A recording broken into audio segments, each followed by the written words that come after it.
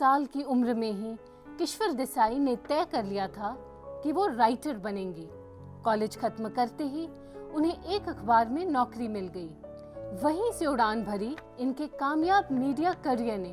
Political reporting, anchoring, documentary film making, editing, writing, हर क्षेत्र में इन्होंने अपना हुनर तराशा। Sensitive heart, romantic soul, conscious और अवेयर सिटीजन, इंसाइटफुल राइटर और एक फेमिनिस्ट स्पिरिट। कैसे बनी किश्वर रोशा, किश्वर आलूवालिया और फिर लेडी किश्वर देसाई? हम वाकिफ हुए इस बहुमुखी शख्सियत के हर पहलू से एक दिलचस्प बातचीत के दौरान between us. Welcome to the show, Lady Desai. Thank you so much. Thank you for having me on. Has life changed for you since you became Lady Kishwar Desai?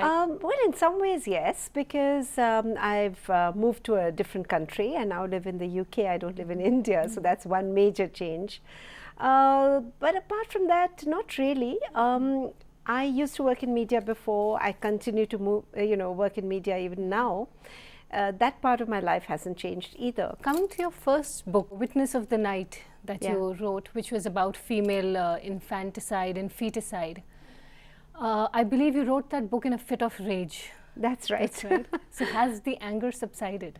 I don't know, not really, because I think I'm here in Chandigarh for to discuss these issues at a literature festival, and I found that many of us are still talking about the things which I had written about 5 or 6 years ago.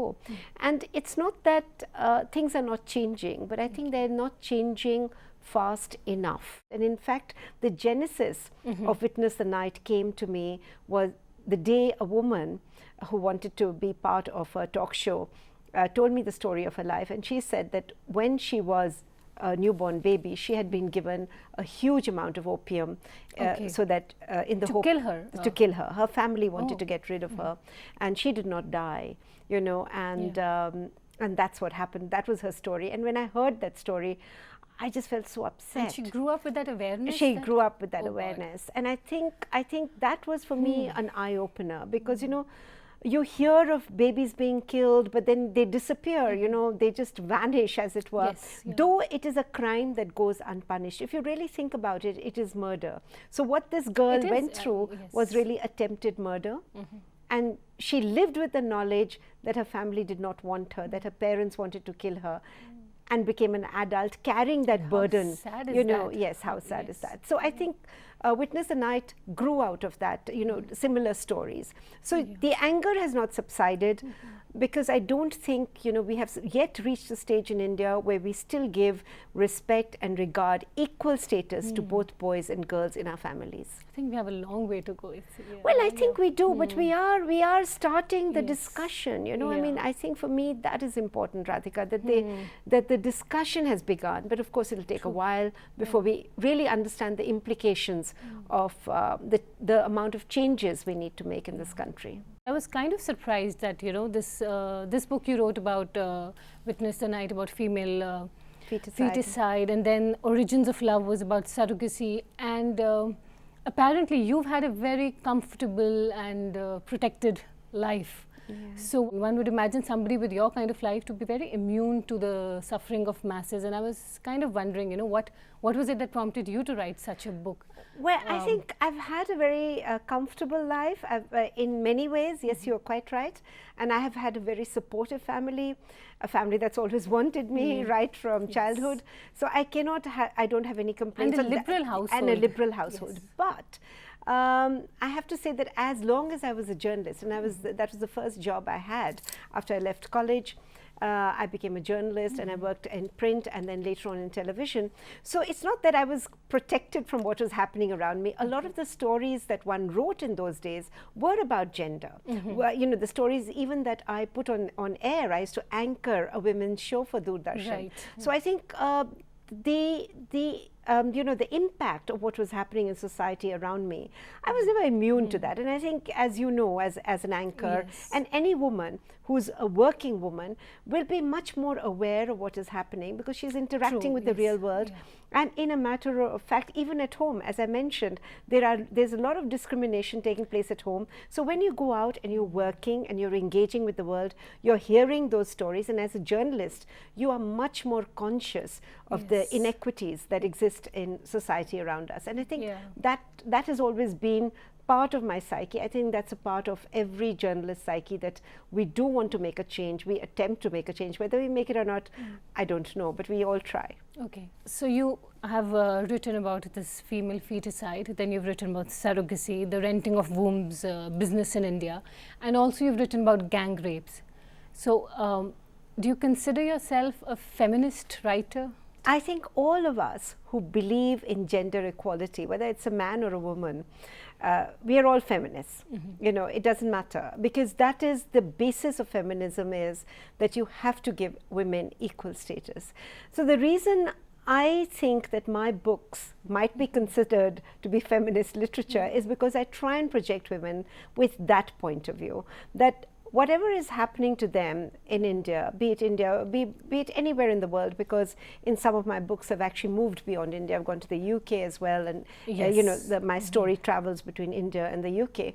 So even in all those aspects that I'm looking at women's position within the country, I do try and focus on gender specifically, because I think it's an important issue. It's been neglected for a long time. We haven't had a women's liberation movement in this country, as a result of which we just tend to tolerate whatever is happening to us. And that's not quite right. So when I was a journalist, I always thought that, you know, perhaps, as I mentioned, you know, I thought maybe my writings would make a difference. Maybe the television programs that we all made and we continue to make would make a difference. But ultimately, I thought that maybe through the novel. But so far, do you think you've managed to achieve something through your writing? Well, I certainly think that there is a certain recognition factor. People are reading my books. And I am having a lot of wonderful discussions, such as right now, you know, about these issues and about these books.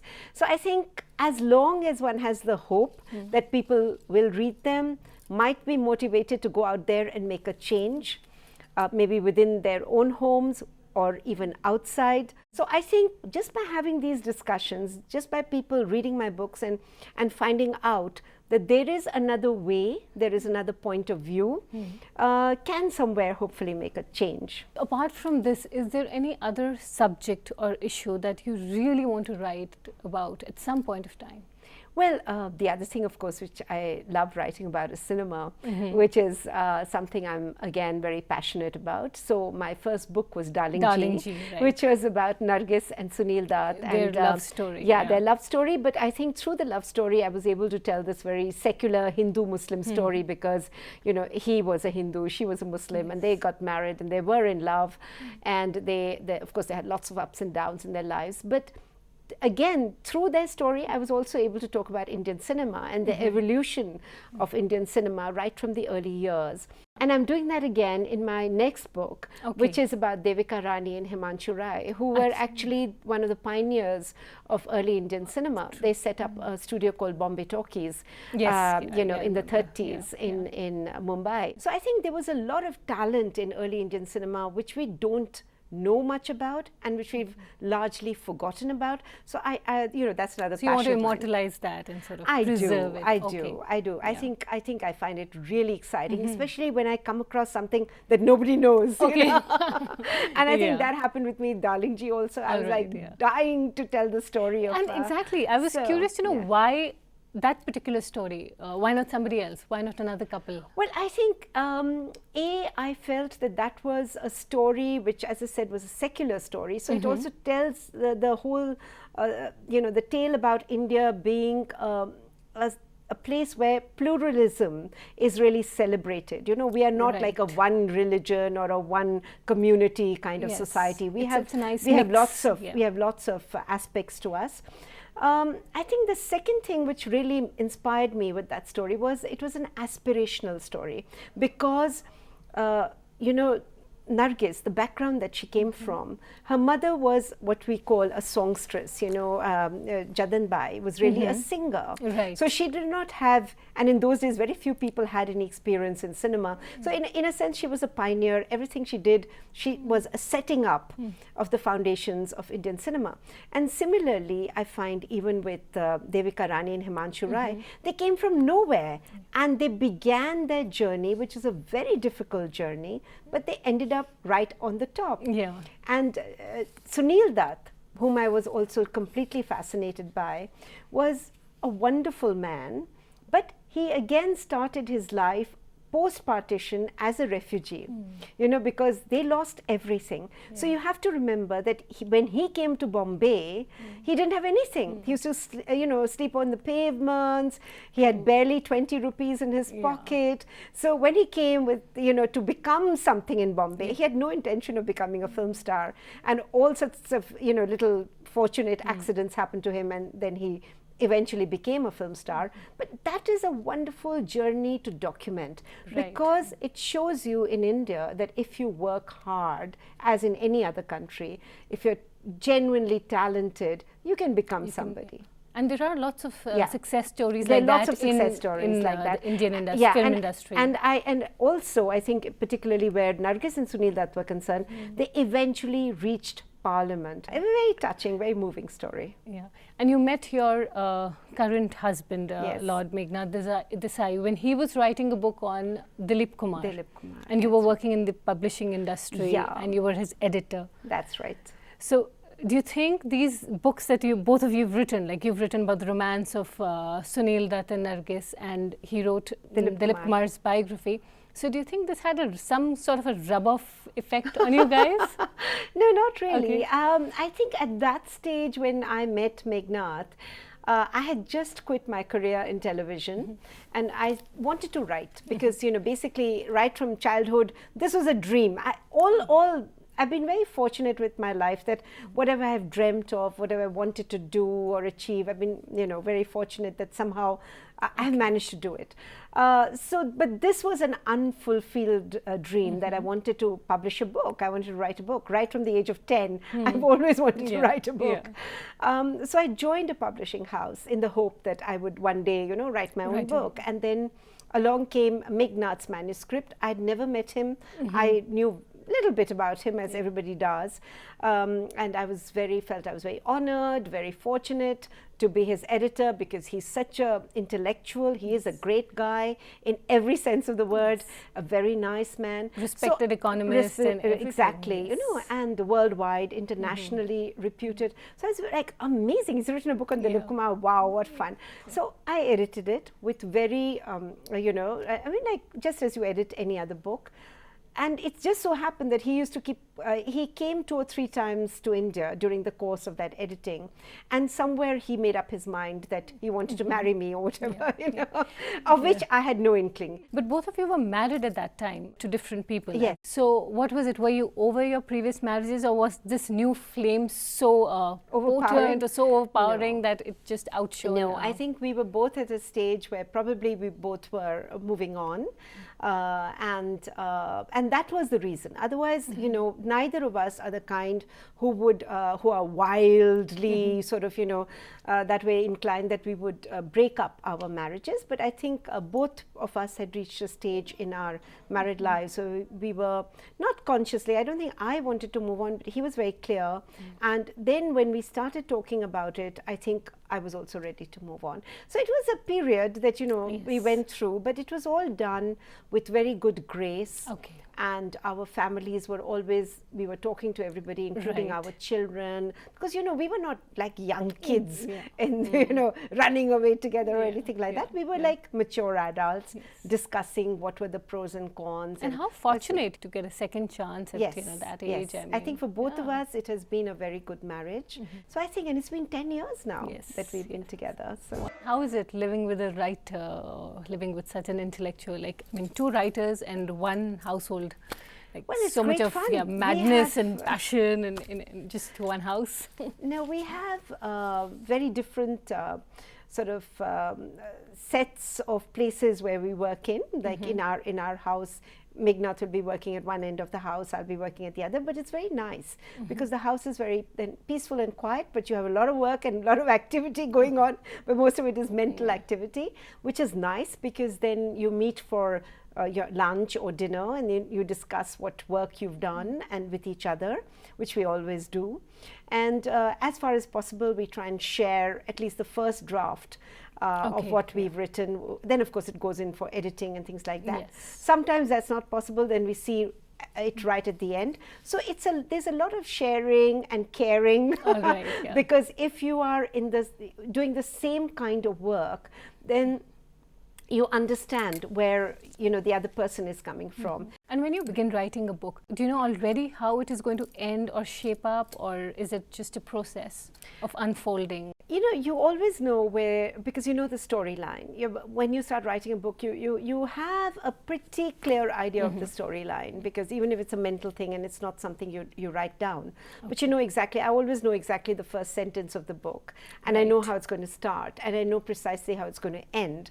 But what happens is that along the way, because you have all these characters that you people the book with, and they're all people with or characters with different kinds of characteristics and their own idiosyncrasies. So they do sometimes, when they come into contact with each other, they're almost like living people. So sometimes they do things which are unexpected, I mean, even though I know it's coming out of my own head, but even I'm sort of surprised. Oh, wow, okay, so this can happen. This is a possibility. So it's quite magical how books get written. They say most writing is autobiographical. So is there any element of you or your personal experience, any of your writing or in any of your characters? No, not really. I don't think so, because I think what happens is that you do tend to draw upon experiences you've had, but sometimes you flip the mirror. So it's not an experience, it might have been something you've gone through, but then you start looking at it from the other point of view, because the character that you want to, or the character you're writing about is not exactly like you, but maybe the person from the other side. So then it's not like an experience that you have undergone, but maybe a third person has undergone. So you get my point. You sometimes have to put yourself into the shoes of somebody else. And that is very interesting, because you get to be everybody in turn in that book, but it's not essentially you. Simran Singh, who's the main protagonist of this trilogy, so is she somewhat like someone you know? No, she's totally fictional, but she is an amalgamation of several people. I wouldn't say she's one person, but I met lots of social workers who are like, of a certain age. I very deliberately made her into a middle-aged woman, because I did feel that Indian literature does not have any space for women as they grow older. Most of the time there's not enough representation. There's not enough representation either in cinema or in art or in literature. So I wanted to have a feisty and an outspoken older woman who had boyfriends, who had love affairs, who has, or I would say has love affairs. But is she an extension of you? Who loves to drink it? No, because there are lots of things she does. I mean, I wish I could have the number of boyfriends that Simran Singh has. But I think it's important for us to realize that an older woman has every right to her life. Just because, she's past the age that most people in India would think that she deserves a relationship or can have a relationship. She could have one. So I think there is also the question of attraction. We have some sort of very set, stereotypical Indian heroines who have to be very pretty, very beautiful. So therefore I wanted Simran Singh not to be very beautiful at all. I wanted her to be like a very normal regular kind of woman who just likes to have a good time. But the important thing for me was that she had to be large-hearted, because she had to be interested in issues of society around her, so that she could be motivated enough to make a change. I think that for me was important. Do you think being a writer, it makes you prone to over-intellectualization of things, or do you crave for a simpler way of life at times? No, I think there's a bit of both. I mean, you know, there is sometimes, you know, where you feel, okay, there is over-intellectualization, though I don't really know whether one can say that about issues of gender particularly, because, you know, we need to examine this issue more. So for me, there can never be enough discussion on gender. And as far as a quiet life is concerned, a writer's life is always quiet, you know, because you do tend to spend a lot of time by yourself. And that was for me very difficult initially, because I'd spent almost, you know, 20 years in television. And for me then to sit all by myself in front of a television screen for hours, just writing with no interaction, that was a tough one. And you've donned several hats. I mean, you've made documentaries, you've been the CEO of a channel, you've been an anchor, a journalist, vice president of Z, and now a writer. So which role have you enjoyed the most? All of them. I think it's been wonderful. It's been really such a fabulous journey, because I think the more you do, the more blessed you are, because you know, you just end up getting so much experience, which in fact as a writer is very useful for me, because that's why I never have to go anywhere, you know, when I'm actually designing my characters or even the backgrounds. I have to go for my research, you know, that I have to physically go out and talk to people. But apart from that, everything else, because you know, one has been through these different sets of experiences, you have enough to draw on, you know, from your own kind of interaction with people in different ways and different places. And what do you have to say about Tarun Tejpal case? Oh, I'm furious about it. I mean, you know, you can imagine, because I in fact, somehow I'm very disturbed about it, because you know, I have worked in the media for so many years, so I just feel that it is almost like a child from our family, the big media family, that has been molested, you know, or has been hurt. That girl, I feel almost as though she were my daughter. That is the way I'm feeling today, you know. So I'm very disturbed and very, very distressed, because I do feel that, you know, she has a lot up against her, because you know, Tehelka is a very powerful media house with a lot of powerful media connections and also political connections. So I think it's a very, very brave step that she's taken, and we, other people in the media, have to support her, because you know, this is not the only case. We all know that there have been many such cases in the past which have been hushed up. And every time that has happened, it has meant that one more girl would get molested, because nobody has spoken up in the past. But because she spoke, you know, she has come out into the open with this particular incident or this horrible molestation case, this means that other girls may also get courage, and also that will be a warning to all the men out there that you cannot fool around with your employee, and you cannot just take it for granted that just because there is a young girl in your midst, or even an older woman, you know, she's easy prey. She's not. And I think if we can somehow get that message out there, that would be a great thing. But do you think it's this rot, it's systemic in the media, in the world of media? You know, media can't be separate from society. And we do live in a very patriarchal society where men, whether, you know, a lot of rapes happen at home. A lot of rapes take place. It could be a good friend, it could be a cousin, uncle, a relative. It could be a relative. Sometimes it's horrible, but it could be even the father of the, you know, so brother, you know, a lot of things go on within families which are never spoken about. So why would the media be any different when all this is happening and there is a veil of secrecy, because you know, girls are brought up that this is shameful, you know, the first reaction, you won't get married, the first reaction usually when she goes out and tells somebody and saying, as I said earlier, hush it. Hush it. Why do you want to talk about this? It'll bring shame to the family. Keep quiet. You know, after the first reaction is, you must have done something. Then after that, the next reaction is, kisi ko mat batana. Don't tell anyone. Just keep quiet. Because that's the way we are trained, you know, from childhood. So I think now if one girl sort of speaks out, hopefully others speaking up. But I also think that the rot is not just in media. We know it's there in every sphere, in the corporate world, in the political world, in the world of showbiz, everywhere. So, but as long as people know that there is a law and they are, if they are not careful, they're likely to be punished. If that, you know, they can make that correlation, then it will be very, very good, you know. I mean, then maybe some sort of cleanup will begin to happen. But at the same time, I'm very depressed about this girl because, you know, no matter, I mean, we can all say, oh, yes, some good will come out of it, but, you know, her life, Exactly. her life and has that's been a scar ruined. for a lifetime. Yeah, I mean, her life, okay, she ruined, meaning, of course she'll pick up the pieces, and of course she's a brave girl, and she'll go out there and say, I can make my life all over again. But at this moment, I think we have to step back at times and say, my God, what a horrible thing to happen. And also imagine what if it had happened to us. I mean, could. It could. I mean, it could happen to any one of us. And as I said, age is no bar. Right. What is your next book? There's one that you mentioned that you're writing about Devika Rani. That's Manchu, right. Yeah. So is there any other book in the Yeah, pipeline? of course. I always have like 4 books I want to do. So it's like I can never catch up with my own. So I will be, there is a romantic novel that I've been asked to do, which may be just fun, like a, not exactly Mills and Boone, but like a nice, light-hearted romance which someone has asked me to write. I think I might write that.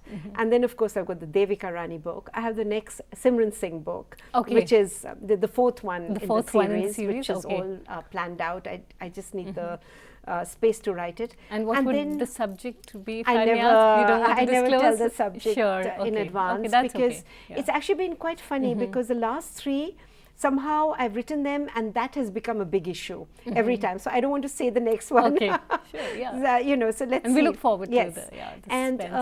And there is a saga which I'm working on, you know, which is a historical, big historical book, you know, which I'm also working on right now. You know? So it's 4 different books. Well, thank you so much. It was wonderful talking to you. Thanks a lot. Thank you so much. This is great fun. खबरों की दुनिया में आइए, हमारे साथ कहीं भी और कभी भी जुड़िए। हम मिलेंगे फेसबुक पर, हम दिखेंगे यूट्यूब पर, हमें फॉलो कीजिए ट्विटर पर। खबरों के साथ बने रहिए रात दिन।